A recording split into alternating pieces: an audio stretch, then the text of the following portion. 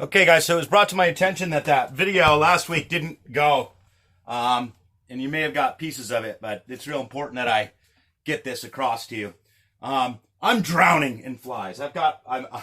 You're forcing me to organize my stuff, which is good, actually. I have got so many flies that it's hard to keep it all straight.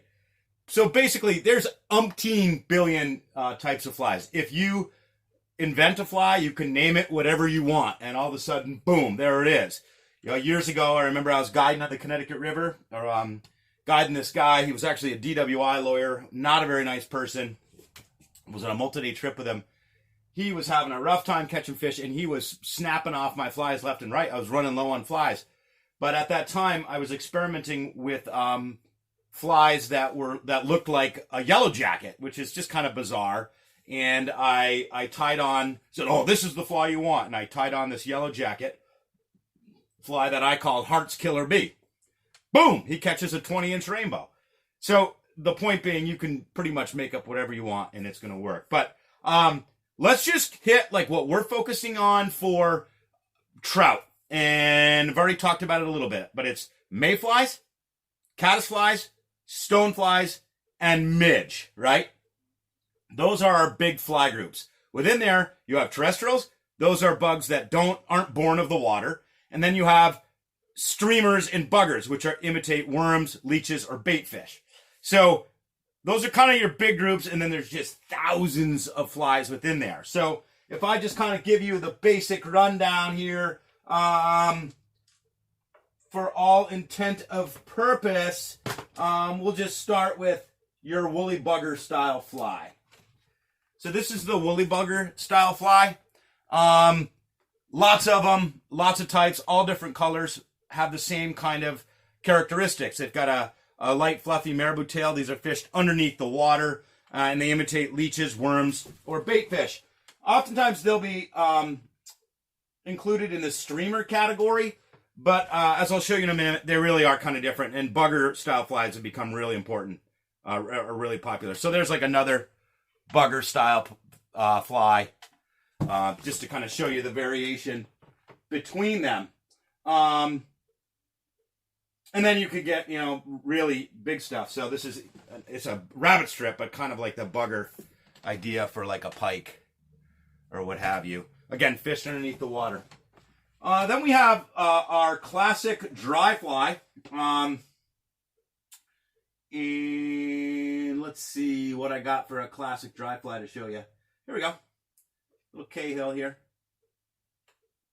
Real small little job here.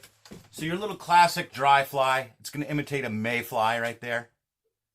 A mayfly fished on top of the surface. And then a caddis fly. Oh, that's caddis has seen better days. Got to watch out not to get your flies wet. I do it all the time, and then they rust and snap. So that's a deer fly, caddis fly, which is fished on top of the surface. And now it's important to mention to you that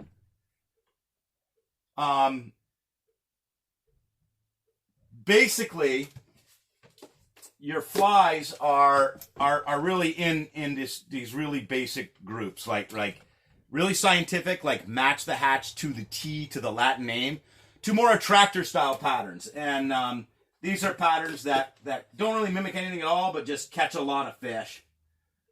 So, for example, this is called the Madam X, which is a stimulator style, which is all built off that caddis. Doesn't really mimic anything, but it could be a stonefly, could be a grasshopper, could be a caddis, huge caddis. Has a lot of different things it could be, and that's called an attractor pattern. So an attractor pattern doesn't really identify anything at all. Then you have your scientific flies that go after one specific scientific name. So I'm going to move on, hit the dry flies. Basically, you have mayflies, caddis flies, and everything kind of derives off of that. Now I'm going to go into nymphs. So nymphs are the juvenile stage of the insect. And they're fished underneath the water. So these little nymphs. I'll show you some more. Here's one of my favorites, the Prince Nymph. An attractor pattern, by the way. Prince Nymph. And then I'll show you Stonefly Nymph, because I like stoneflies. Big stoneflies. Also a nymph fished underneath the water. So let's just kind of hit those basic fly categories again. Hold on, I want to show you a streamer. Old school style streamer here.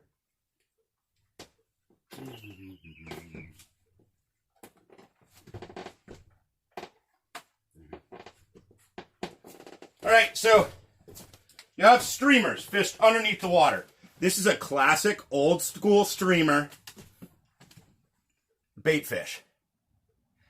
Less popular today, but at one time they were where it's at, and I'm sure they'll come back again. I would like to do more fishing with streamers.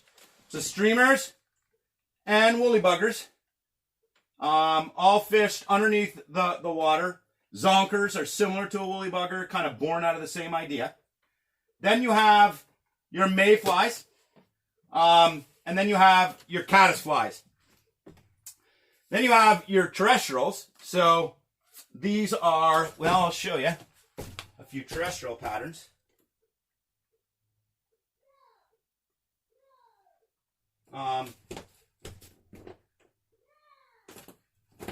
Here's a worm, literally a worm, a grasshopper, ants, all fished really well. So in essence, those are your basic patterns. You also have, you can get into, bass poppers, as I was talking about before. These are a bass popper. Really don't fish those in trout waters that much, but bass poppers. And most of your flies are derived from that. So it's a mayfly of some sort, a caddisfly of some sort, a terrestrial fly of some sort, a stonefly of some sort, a nymph of some sort. So it's that simple. But when you go to the fly shop, you're just inundated with just crazy amounts of information. So I'm going to continue organizing my flies, and we're going to get you into some more scientific study of these insects, and then we're going to actually start tying some. So hope you're doing well. I'll kind of quiz you on that information. Just tell you again, your big flies and insect groups are caddisflies, mayflies, stoneflies, streamers and buggers, and terrestrials. That's it. Umpteen billion types of each one of them. An attractor pattern is just a pattern that doesn't represent one specific bug, but rather looks like a lot of types of bugs and brings fish in. Or you can get really nitpicky and say, I am throwing this specific Isonychia nymph because I know it's hatching now. Okay, guys. Talk to you later.